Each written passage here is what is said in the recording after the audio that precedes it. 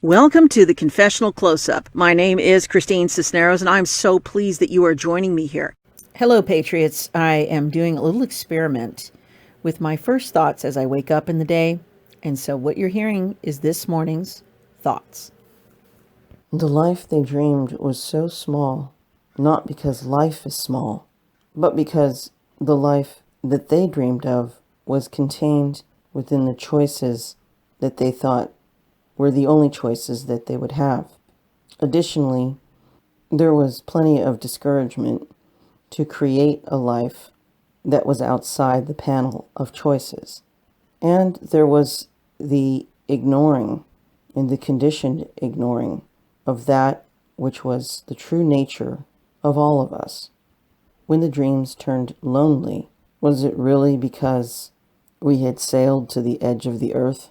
Or since we had always believed the earth to be flat and with final destination, the unbearability of the vast expanse and the unquantifiable became something that no sensory could obviously gauge, eternality and limitlessness. Even those words are impossible to really apply because they imply that there is a way to even discern them. And now, on the precipice of what we might consider the burden of this untold liberty and freedom, we somehow cling to that which we consider to be a reference point and perhaps safety. In the game of You're It as a child, or the game of hide and seek, there was always base, which was safety, which was home. And once the timer started, if you could make it home, if you could make it to base, then no one could capture you and no one could do anything to you because you were safe. Sometimes I think in a similar way, at some point, at some tipping point, it becomes about how to get to the grave safely, how to get to the end, to base safely. And sometimes there is a mistake made that means to surpass and to ignore life as we go by it and as it goes by us, and indeed as it goes through us. It isn't that there is a scarcity of options and choices and possible futures. It is that we cling to the buffet that we were told about, that we once saw a glimpse of and mistook for permanent, and also perhaps didn't realize the permanence of our soul because of the impermanence that permeated around us. As important, as impressive, and as impervious to the unmitigated future that we could create. This is precisely when the dreams became lonely, and the days became numbered, and the gun fired for the shot that began the race to bring us to what we thought was the safety of the tomb.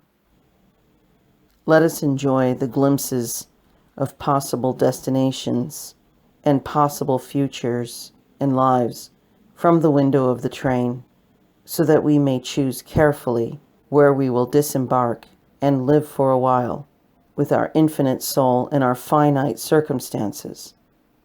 Of course, this is always preferable to finding ourselves somewhere in the cargo of what was decided for us, as we thought we didn't even make a choice.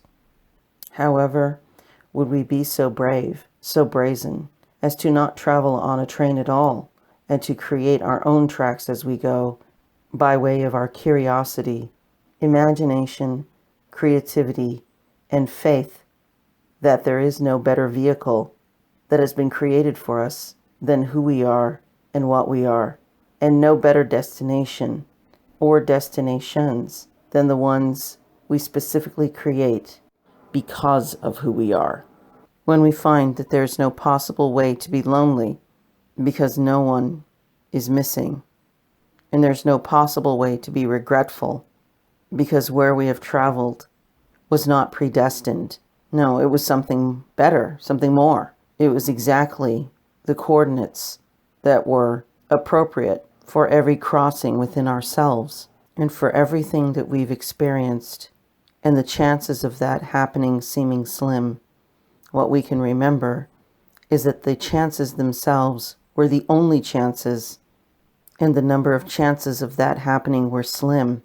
What we know is that it wasn't the number of chances, but the strength of their calibration to that which we had been created out of, and that which we became out of the creation that we are, making the perfect marriage of time, history, circumstance, and soul that was not laid before us, but instead unlocked with the key of our inheritance. And perhaps the dreams themselves seem lonely as they long for a vision higher than that which we could only imagine within the context of what had been imagined for us.